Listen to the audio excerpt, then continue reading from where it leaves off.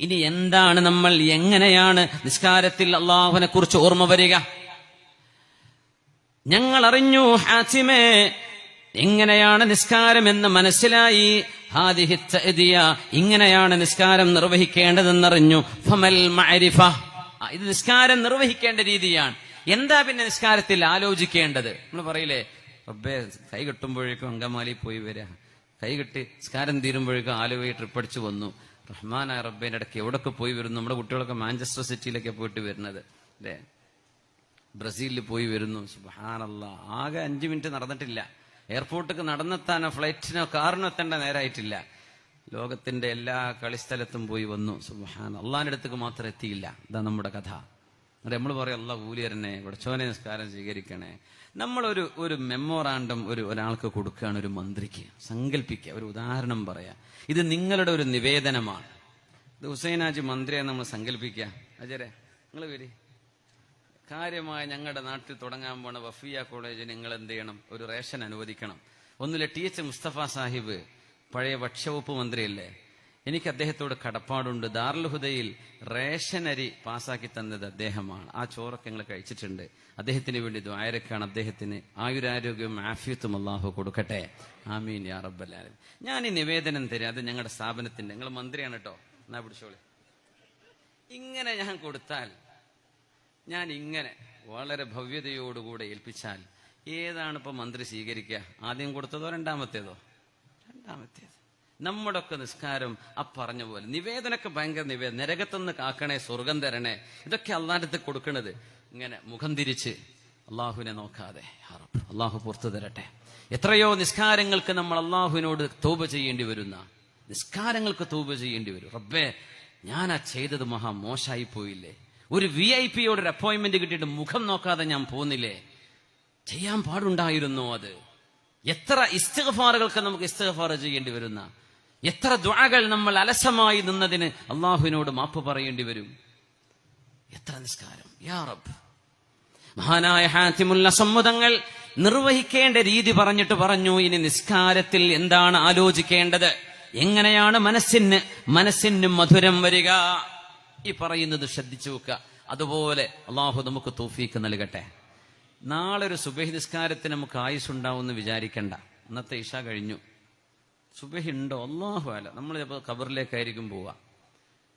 ഓരോ നിസ്കാരവും നിർണായകമാണ്. നബി തങ്ങൾ അതുകൊണ്ടാ സ്വല്ലു സ്വലാത്തൽ മുവദ്ദിഅ, ഈ ലോകത്തോട് ഗുഡ് ബൈ പറയുന്ന പോലെ, ഈ ലോകത്തോട് യാത്ര പറയുന്ന, ഇനി ഞാൻ നിസ്കരിക്കാൻ വരുന്നില്ല കേട്ടോ, ഇനി ഖബറിലേക്ക് പോവുക എന്ന രീതിയിലാണ് ഓരോ വക്തും നിസ്കരിക്കേണ്ടതെന്ന് പരിശുദ്ധ ഹബീബ് സ്വല്ലല്ലാഹു അലൈഹി വസല്ലം. അത് മാത്രം ആലോചിച്ചാൽ അള്ളാഹിനെ പറ്റി ഓർമ്മ വരും. ഇദാ ഖുംത ഇലൈഹ, മഹാനായ ഹാത്തിമുൽ അസം എന്നവര് ഏറ്റവും വലിയ ഹാർട്ട് സ്പെഷ്യലിസ്റ്റ് ആണ്, സർജറി ചെയ്യുന്ന ആളാണ്. മഹാനായ ജുനൈദുൽ ബഗ്ദാദി തങ്ങളെ പോലെ അവരൊക്കെ കാർഡിയാക് സ്പെഷ്യലിസ്റ്റുകളാണ്. ഡോക്ടർ പേരെന്താണ്? Doctor Abbas Sahib. നമുക്കൊരു ഫിസിഷ്യനാണ് അബ്ബാസ് സാഹിബ്. ഒരുപാട് നമ്മുടെ നാടുകളിലെ പ്രവർത്തനങ്ങൾക്ക് കൂടെ നിൽക്കുന്ന സഹായിയാണ് അല്ലെ.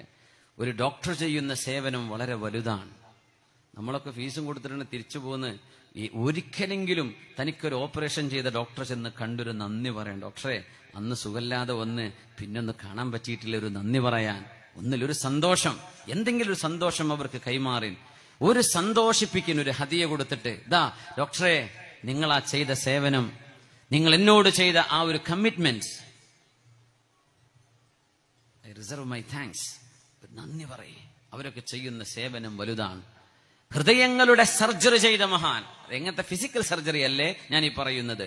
ഹസനുൽ ബസ്വരിയെ പോലെ ഹാർട്ട് ഓപ്പറേറ്റ് ചെയ്യും. അവര് കൽബിലേക്ക് നോക്കിയിട്ട് പറയും, നിന്റെ കൽബിന് അസുഖമുണ്ട് എന്ന്. കിബിർ, ഹസദ്, അസൂയ, കണ്ടുകൂടായ്മ, നിഫാക്ക്, കാപട്യം, ഇതൊക്കെ നോക്കി പറയാൻ കഴിയുന്ന സ്പെഷ്യലിസ്റ്റുകളാ ഹസനുൽ ബസ്വരി തങ്ങൾ, ജുനൈദുൽ ബഗ്ദാദി തങ്ങൾ, ഹാത്തിമുൽ അസം തങ്ങൾ, ഷഖീഖുൽ ബൽഖി തങ്ങൾ, ഇബ്രാഹിം അദ്ഹം തങ്ങൾ, ഇവരൊക്കെ മഹാന്മാരാ. മുഹമ്മദ് ബിൻ മുൻഖദിർ തങ്ങൾ, യാ അല്ലാഹ്. മഹാനായ ഹാത്തിം എന്നവർ പറയുന്നു, ഫഅലം അന്നല്ലാഹ ഇദാ ഖുംത ഇലൈഹാ ഫഅലം അന്നല്ലാഹ മുഖ്ബിലുൻ അലൈക. ഇനി പറയുന്നത് 1000 ഹദീസുകളിൽ നിന്ന് നമുക്ക് മനസ്സിലാക്കാൻ കഴിയുന്ന സത്തയാണ്.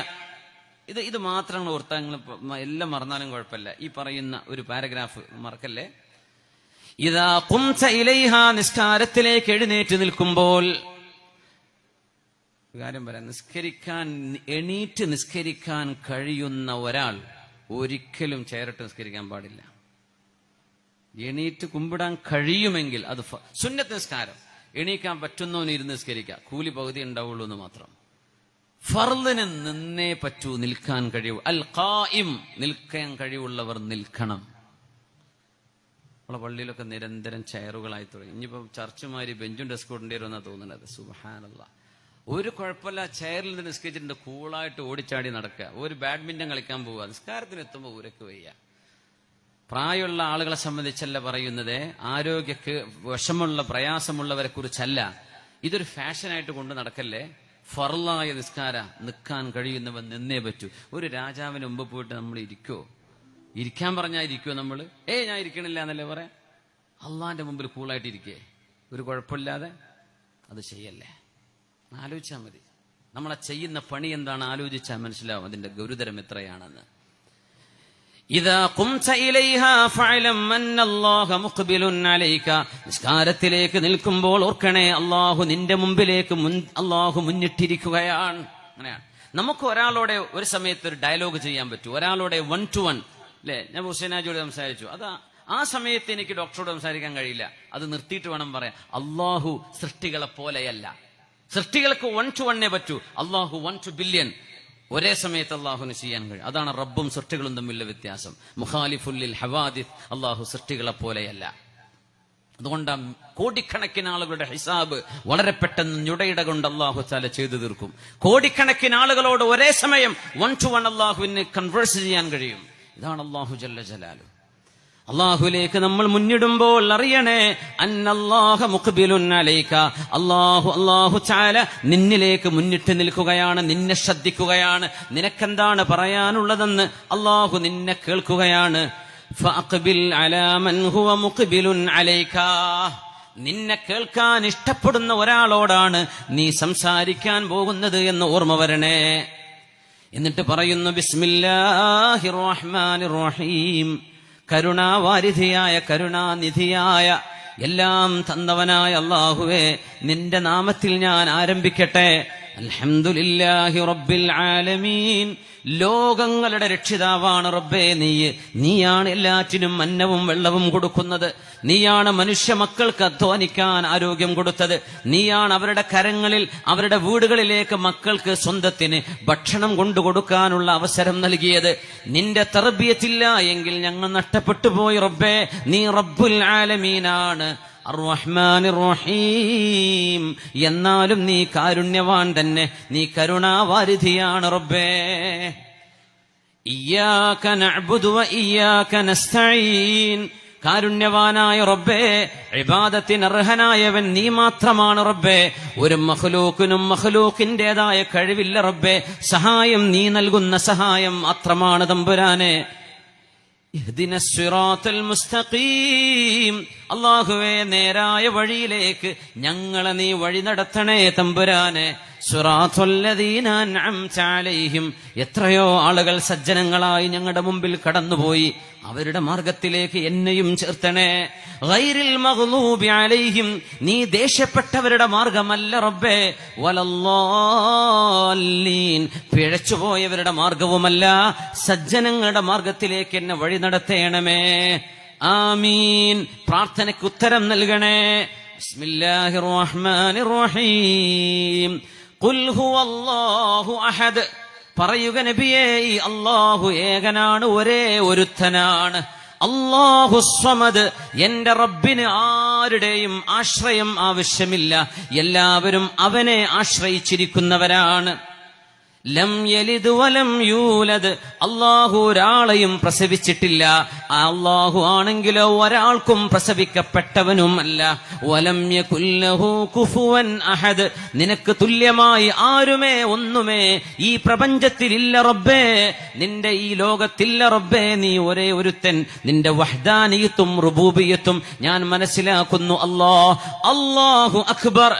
നീ വലിയവനാണ് അല്ലാഹുവേ. സുബ്ഹാന റബ്ബിയൽ അദീം വബിഹംദിഹി, മഹോന്നതനായ റബ്ബേ നിന്റെ മഹോന്നതി ഞാൻ ഉയർത്തി പറയുന്നു, നിന്നെ ഞാൻ പുകഴ്ത്തുന്നു റബ്ബേ. സുബ്ഹാന, സുബ്ഹാന എന്നതിന് പ്രത്യേകത ഉണ്ട്. നമ്മൾ ഇറക്കമിറങ്ങുമ്പോൾ ചൊല്ലൽ സുന്നത്താണ് സുബ്ഹാനല്ലാഹ്. കയറ്റം കയറുമ്പോൾ അല്ലാഹു അക്ബർ എന്ന് ചൊല്ലണം. ഇതൊക്കെ കേരളത്തിന്റെ റോഡുകളിൽ ചൊല്ലിയിട്ടില്ലേ പിന്നെ ഏത് നാട്ടിലെ വീട് ചൊല്ലുക? താഴെ ഇറങ്ങുമ്പോ ഇറക്കം വിടുമ്പോ സുബ്ഹാനല്ലാഹ്. എന്തെന്നറിയോ? സുബ്ഹാന്റെ അർത്ഥം എന്താ? അല്ലാഹുവേ യു ആർ ട്രാൻസെൻഡ്. അല്ലാഹുവേ നീ ഒരു ന്യൂനതയും ഇല്ലാത്തവനാ റബ്ബേ. ഇറക്കെന്ന് പറഞ്ഞൊരു താഴ്ചയല്ലേ, നിനക്ക് താഴ്ചയും കുറവൊന്നുമില്ല റബ്ബേ, നീ മീതയാണ്. നമ്മൾ കയറ്റം കയറാണ്. അടിമാലി എത്തന വരെ ചൊല്ലാം, കോതമംഗലം വിട്ടാൽ അല്ലേ, നേര്യമംഗലം വിട്ടാൽ അല്ലാഹു അക്ബർ. ബസ്സിലൊക്കെ വെറുതെ ഇരിക്കല്ലേ, തക്ബീർ അല്ലാഹു അക്ബർ. അല്ലാഹു മെല്ലെ ചൊല്ലിക്കോ, അടുത്തുള്ള ആൾക്കാരെ പേടിപ്പിക്കൊന്നും വേണ്ട, മെല്ലെ ചൊല്ലിയാൽ മതി. അല്ലാഹു അക്ബർ, നീ വലിയവനാ റബ്ബേ. നമ്മൾ കയറ്റം കയറുമ്പോൾ മേലോട്ട് പോവുക. റബ്ബേ ഞങ്ങൾ മേലോട്ട് പോയാൽ ഇതൊന്നൊരു മേലയല്ല, നീയാണ് ഏറ്റവും മീതയുള്ളത്. അല്ലാഹു അക്ബർ. നമ്മൾ റുക്കൂൾക്ക് പോവുക, അതൊരു ചെരിവാണ്, ഒരു താഴ്ചയാണ്. സുബ്ഹാന റബ്ബേ നിനക്ക് ന്യൂനതയുടെ ഒരു വിശേഷണവും ഇല്ല റബ്ബേ, നീ മീതയാണ്. സുജൂദും താഴെയാണ്. റബ്ബേ നീ താഴെ പോകുന്നില്ല. സുബ്ഹാന നിൻ പരിശുദ്ധനാണ്. ആ രണ്ട് പൊസിഷനിലുമുള്ള ദിക്റിന്റെ പ്രത്യേകത നോക്കൂ. ആ ആശയവും നമ്മുടെ കുനിയലും സുജൂദും മനസ്സറിഞ്ഞുകൊണ്ട് നമ്മൾ അല്ലാഹുവിന്റെ മുമ്പിൽ നിൽക്കുകയാണ്. വഅലം അറിയണം ബിഅന്ന ജിഹത തസ്ദീഖി ലിഖൽബിക അന്നഹു ഖരീബും ബിക. അറിയണമേ അല്ലാഹു നിന്റെയോട് വളരെ അടുത്ത് നിൽക്കുകയാണ്. അല്ലാഹു മക്കത്താണ്, അങ്ങനെ വിചാരിക്കണ്ട. അല്ലാഹുവിനെ ഒരു ഖൽഖിലേക്ക് ബന്ധിപ്പിക്കാൻ പാടില്ല. അല്ലാഹു ആകാശത്താണെന്ന് പറയാൻ പാടുണ്ടോ? ഇല്ലയോ? ഐനല്ലാഹ് ഫിസ് സമാഇ, നമ്മുടെ ഇൽമുൽ കലാമിൽ നമ്മുടെ അഖീദയുടെ ആലിമീങ്ങളുടെ ഇടയിലുള്ള ചർച്ചയാണ്. ആകാശം അള്ളാന്റെ സൃഷ്ടിയാണ്. അള്ളാഹു സൃഷ്ടികൾക്ക് അതീതനാണ്. അപ്പൊ ആകാശം എന്ന് തോന്നിപ്പിക്കുന്ന വാക്കിന് മാ സമാ വഅല, ഉയർന്നതിന് മുഴുവൻ സമാ എന്ന് പറയും. അള്ളാഹുവേ നീ ഉന്നതിയിലാണ്, അത്രേ അർത്ഥം കൊടുക്കാൻ പറ്റുള്ളൂ. എന്നാൽ അള്ളാഹു സ്പേസിലാണ് എന്ന് പറയാൻ പാടില്ല. അത് അള്ളാഹിന്റെ സൃഷ്ടിയാണ്. അള്ളാഹു അവന്റെ സൃഷ്ടികളിലേക്ക് വരില്ല. വഅലം ബിഅന്ന ജിഹത തസ്ദീഖി ലിഖൽബിക അന്നഹു ഖരീബും മിൻക. അല്ലാഹു നിന്റെ മുമ്പിൽ അള്ളാന്റെ റഹ്മത്ത് കൊണ്ടും ഖുദ്റത്ത് കൊണ്ടും ഇൽമു കൊണ്ടും നിന്റെ മുമ്പിലുണ്ട്. അല്ലാഹ് എവിടെയാണെന്ന് ചോദിച്ചാൽ എന്താ മറുപടി പറയാ? അള്ളാഹു എല്ലായിടത്തുമുണ്ട്. എങ്ങനെ? അള്ളാന്റെ ശരീരം കൊണ്ടെന്ന് പറയരുത്. ബിഇൽമിഹി വഖുദ്റതിഹി വറഹ്മതിഹി, അല്ലാഹുവിന്റെ അധികാരം കൊണ്ട്, അവന്റെ ഇൽമു കൊണ്ട്, അല്ലാഹുവിന്റെ ഖുദ്റത്ത് കൊണ്ട് അല്ലാഹു എല്ലായിടത്തുമുണ്ട്. അങ്ങനെ മറുപടി പറയാൻ പറ്റും. അല്ലാഹുവിന്റെ ദാത്തിനെ ഒരു സൃഷ്ടിയിലേക്കും ബന്ധിപ്പിക്കുക പാടുള്ളതല്ല. അത് നമ്മുടെ അഖീദയിൽ മനസ്സിലാക്കേണ്ട വിഷയമാണ്. ആ അല്ലാഹു വനഹ്നു അഖ്റബു ഇലൈഹി മിൻ ഹബിലിൽ വരീദ്, കഴുത്തിലെ പ്രധാനപ്പെട്ട നരമ്പാണ് കണ്ഠനാടി. ആ കണ്ഠനാടിയെക്കാളും അല്ലാഹു നിങ്ങളോട് അടുത്തിരിക്കുകയാണ്. നമ്മുടെ ഓരോ മസ്ജിദിലും നമുക്ക് അല്ലാഹുവിന്റെ സാന്നിധ്യം അറിയാൻ കഴിയണം. നമ്മുടെ പള്ളി, നമ്മുടെ വീടുകളിൽ മുസല്ലകൾ ഉണ്ടാകാം. ഉമ്മമാര് നിസ്കരിക്കുന്ന ആ നിസ്കാര റൂമുകൾ, അല്ലാഹുവിന്റെ സാന്നിധ്യം, അല്ലാഹു മുമ്പിലുണ്ട്. ആലോചിച്ചു നോക്കൂ, അല്ലാഹു അരികത്തുണ്ട്. ഖാദിറുൻ അലൈക, അല്ലാഹു നിന്റെ മേൽ എല്ലാറ്റിനും കഴിവുള്ളവനാണെന്ന ഓർമ്മയിൽ നിസ്കരിക്ക്. ഫഇദാ റകഅത ഫലാ തുഅമ്മിൽ അൻ തഖൂം. ഇത് വല്ലാത്ത അത്ഭുതമുള്ള വാക്കാണ്. റുകുഇലേക്ക് പോയാൽ ഇനി ഞാൻ ഖിയാമിലേക്ക് വരുമെന്ന് നീ പ്രതീക്ഷിക്കരുത്. യാ റബ്ബ്, പടച്ചോനെ, എന്താ നമ്മളൊക്കെ പ്ലാൻ ചെയ്യും, നമ്മൾ ഡേറ്റ് കൊടുക്കും 2-3 കൊല്ലപ്പുറത്തേക്കൊക്കെ. ആരുണ്ട്, എന്തുണ്ട്, അല്ലാഹു അഅലം. ഞാൻ പറയാറുണ്ട്, ഡേറ്റൊക്കെ ചോദിക്കുമ്പോൾ നമ്മളുണ്ടോ ആരുണ്ട് എന്ന് അറിയില്ല. ഇനി ഉണ്ടെങ്കിൽ തന്നെ നിങ്ങൾക്ക് ഇന്നെ പറ്റുമോ എന്നറിയില്ല. ആയുഷൊക്കെ ഉണ്ടെങ്കിൽ നമുക്ക് നടത്താം, അങ്ങനെ പറയാം. എന്നാലും നാണക്കേടാണ്. ഉസാമ റളിയല്ലാഹു അൻഹു 2 ആഴ്ചത്തേക്കൊരു സാധനം വാടകക്കെടുത്തപ്പോഴാ നബിതങ്ങൾ പറഞ്ഞു, ഇന്ന ഉസാമാല തൊവീലുൽ അമൽ. ഉസാമയുടെ ആ ഒരു അത്യാർത്ഥി വല്ലാത്ത 2 ആഴ്ച ജീവിക്കുന്നല്ലേ ആ പ്രതീക്ഷിച്ചത്. സുബ്ഹാനല്ലാഹ്, അഫാനല്ലാഹ്. അല്ലാഹു നമുക്ക് പുറത്തു തരട്ടെ. എന്താ ചെയ്യാൻ? ഫഇദാ റകഅത ഫലാ തുഅമ്മിൽ അൻ തഖൂം. റുകുഇലേക്ക് പോകുമ്പോൾ എഴുന്നേൽക്കുമെന്ന് നീ പ്രതീക്ഷിക്കല്ലേ. വമസ്സിലിൽ ജന്നത അൻ യമീനിക. ഇത് എളുപ്പമാണ് ചിന്തിക്കുക. നമ്മുടെ വലതു ഭാഗത്ത് സ്വർഗമാണെന്ന് നിങ്ങൾ ചിന്തിക്കണേ. വന്നാറ അൻ യസാരിക, ഇടത് ഭാഗത്ത് നരകമാണെന്നും ചിന്തിക്കേ. ശരിക്കാണ് നമ്മള് സ്വർഗവാതിലുകൾ തുറന്നു കിടക്കുകയാണ്. കത്തിയാളുന്ന നരകവാസികളുടെ ആർത്തനാദങ്ങൾ കേൾക്കുകയാണിവിടെ. വസ്സിറാത്തു തഹ്ത ഖദമൈക, നിന്റെ കാലിന്റെ താഴെ സിറാത്ത് എന്ന് പറയുന്ന ജിസ്റുൻ മദ്റൂബുൻ അലാ മത്നി ജഹന്നം അഹദ്ദ മിനസ് സൈഫി വഅഖഫ മിനശ് ശഅരി എന്ന് ഹബീബായ തങ്ങൾ പഠിപ്പിച്ച ആ പരിശുദ്ധമായ ഹബീബിന്റെ ഹദീസിൽ വന്ന വഇം മിൻകും ഇല്ലാ വാരിദുഹാ كان على ربك حتما مقضيا ثم ننجي الذين اتقوا ونذر الظالمين فيها جثيا. സൂറത്തു മറിയമിൽ അല്ലാഹു സുബ്ഹാനഹു വ തആല വളരെ മനോഹരമായി പരിചയപ്പെടുത്തിയ സിറാത്തിന്റെ മീതയാണ് ഞാൻ നിൽക്കുന്നത് എന്ന് ഓർമ്മയുണ്ടായിരിക്കാം. ഫഇദാ ഫഅൽത, നീ അങ്ങനെ ചെയ്യുകയാണെങ്കിൽ ഫഅൻത മുസല്ലിൻ, അതാണ് നിന്റെ നിസ്കാരം, അതാണ് നിന്റെ നിസ്കാരം എന്ന് മഹാനായ ഹാത്തിമുൽ അസ്വം റളിയല്ലാഹു അൻഹു. അല്ലാഹു നമുക്ക് തൗഫീഖ് നൽകട്ടെ. മാഷാ അല്ലാഹ്. എല്ലാവർക്കും ഭക്ഷണം ഉണ്ട് അല്ലേ? ഫ്രീ ആണ് അല്ലേ?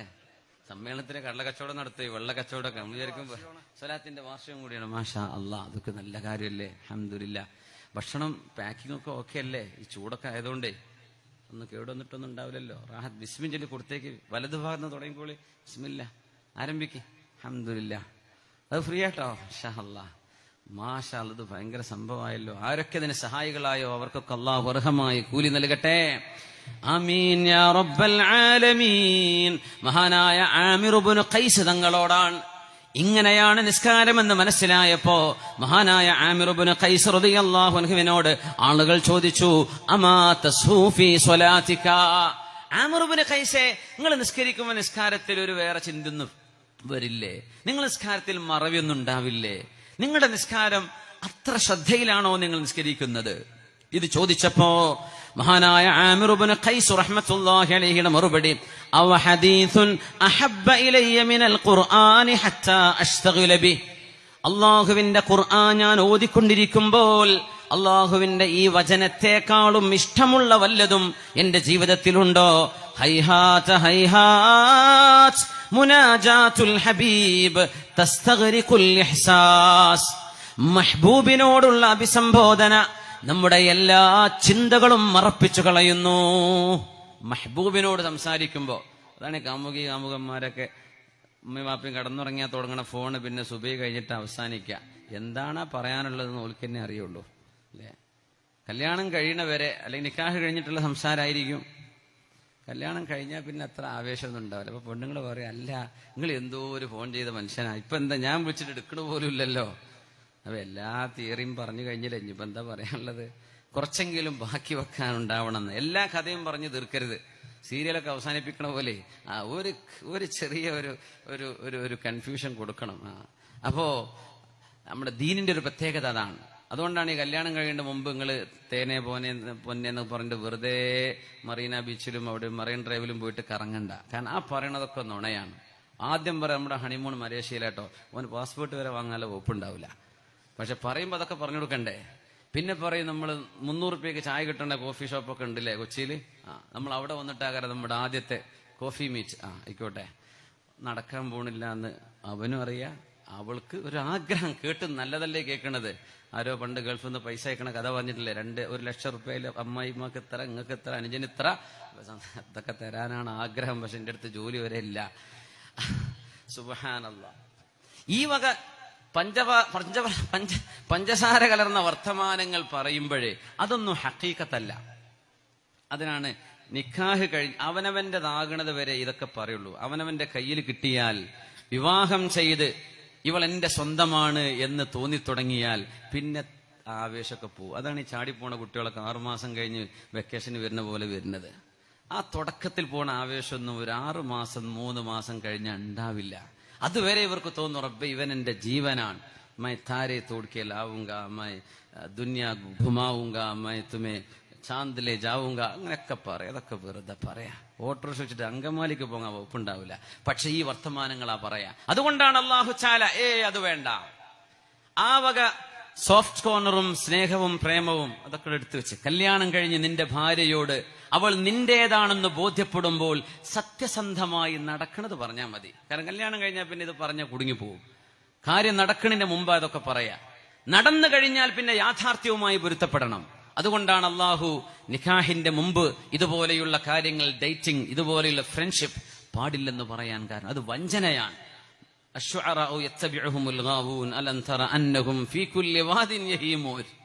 പ്രേമിച്ചവരെ നടക്കുന്ന നടത്തം കണ്ട അത് മനസ്സിലാവും.